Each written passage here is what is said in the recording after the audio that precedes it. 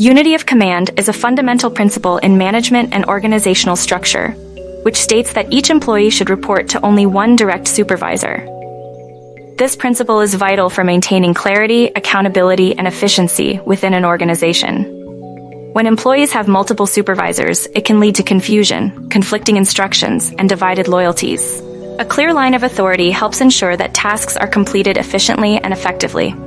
It also helps in maintaining discipline and coordinating activities by streamlining communication. This prevents the overlapping of responsibilities and the potential for conflicting priorities.